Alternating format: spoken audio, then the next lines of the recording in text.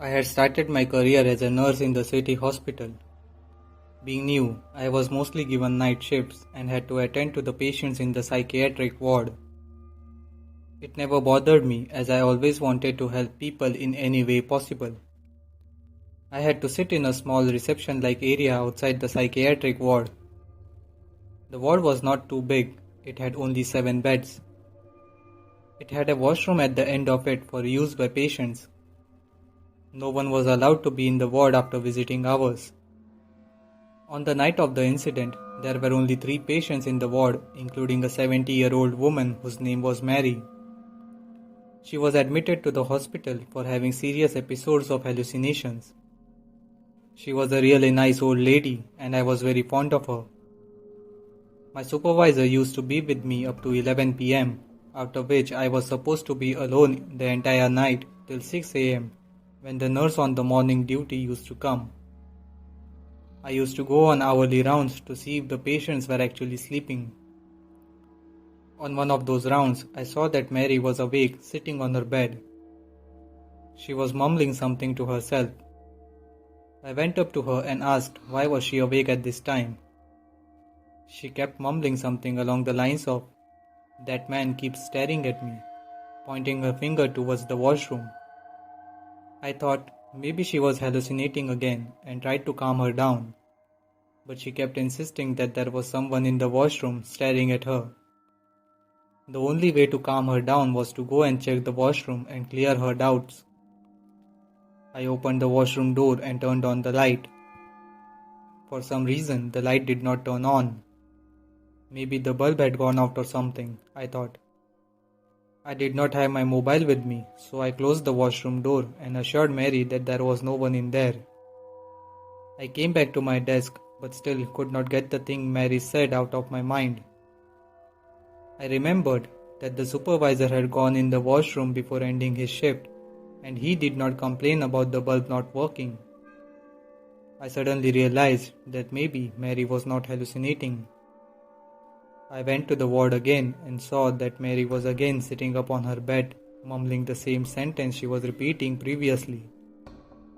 I looked back at the washroom, which had its door open now. I remembered that I had closed the door the last time I had gone there. I told Mary to be where she was as I went to my desk to call the security. As I was talking on the landline, I saw the washroom door closing ever so slightly. Any doubts I had were now out of the window. 2 security guards were there within minutes and they entered the washroom. They discovered that the bulb was removed from the socket and someone had also removed the bathroom window. The guards immediately checked the CCTV footage. The footage indeed revealed a tall man sliding down through the pipes at the exact time when I was on the landline talking to the guards. He jumped over the backside fence, never to be seen again. We also informed the police about this, and they assured us that they will increase their patrol in the area. Following this incident, security at the hospital was also beefed up. The thing that disturbs me till this date is what kind of a sick person would enter a hospital through the washroom in the middle of the night. I am really grateful that Mary did spot the man and cautioned me about the same.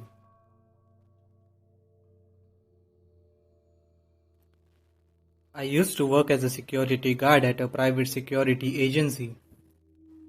The agency once got a contract for the security of an abandoned hospital building which was just outside the town. The hospital was abandoned for at least 20 odd years and it was bought by a multinational corporation who wanted to demolish the site for their own development purpose. I was appointed for the 5 p.m. to 1 a.m. shift along with one more guard named Andrew. There were 2 entrances to the hospital, so Andrew was supposed to be at the backside entrance. The toughest part of the job was to keep away the college students and other urban explorers who used to constantly come at the hospital for fun. Once, I had just joined my duty for the day. I was in my makeshift cabin at the front gate when I happened to look towards the building. The sun had already set and it was about to be dark in 10 or 15 minutes. I saw the outline of a man maybe in his late 50s or early 60s, on the third floor window. I immediately came out of my cabin and aimed my torch towards the window, but the man was gone. I called in Andrew to confirm if it was him who had gone in for an inspection or something. When he said that he was at the backside entrance, I immediately told him to meet me in the main lobby of the hospital. Being private security guards, we did not have guns or any weapon for that matter. In serious cases, we were supposed to call the cops who would then handle the situation. We only had flashlights and a wooden rod for our defense. We reached the window where I saw the man, but there was no one. I knew I had seen someone, as it was too real to be a hallucination. As it was a case of suspected intrusion, we had to check the entire building once to be sure. We began checking room by room, ward by ward for any possible intruder. By the time we had almost finished, it was completely dark. We were at 5th floor when we heard a man crying hysterically. We had our hands on the wooden rods and made our way slowly towards the rooms where we thought the man was. We reached the small hallway which had 3 rooms, 2 in front of each other and 1 at the end of the hall. We reached the room at the end of the hall and Andrew put his ear on the closed door. He confirmed that the crying sounds were indeed coming from the room. As soon as I tried to open the door, I realized that it was locked. At the same time, I was also overcome by terrible grief and sadness, as if I could feel the sorrow of the person crying inside. Andrew tried kicking the door open, which actually worked. As soon as he went in, the crying stopped. There was complete silence for a few moments. Just as I was about to speak, some invisible force pushed Andrew real hard. He almost fell down from the window.